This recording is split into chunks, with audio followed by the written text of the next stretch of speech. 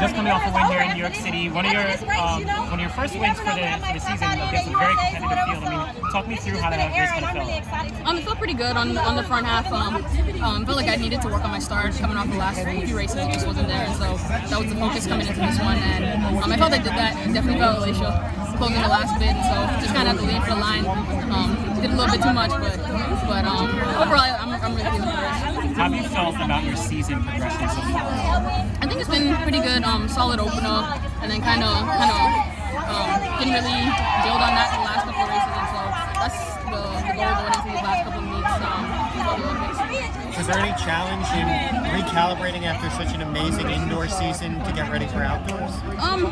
No, I wouldn't say so. I think the front part of my race was there, so I knew that just working on the last part of my race would just mean something a lot more for the 100 hurdles, and so definitely went back to work just to build on that second half of the race.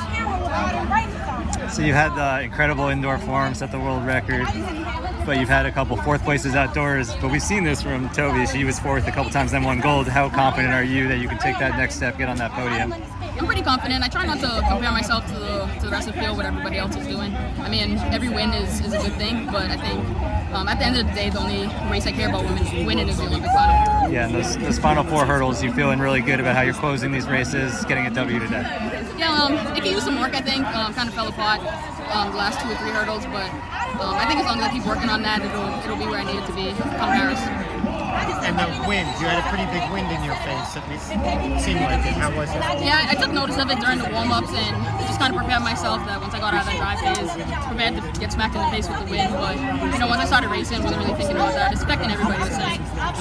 Let's talk about this New York atmosphere. You came out of Melrose, set that world record, now you're back in New York. Talk about it. Yeah, I guess good things happen when I'm in New York, so definitely might be my new favorite place to race. Yeah, absolutely. Talk about, your headspace, mental headspace going into the Olympic trials.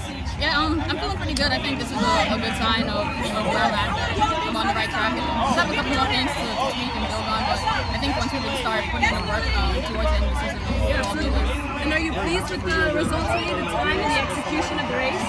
Yeah, I mean, when you have almost a 2-point negative headwind, you kind of just know that the time might not be something spectacular, so just kind of feel that to the back of your mind, and the goal after that is just to execute the race.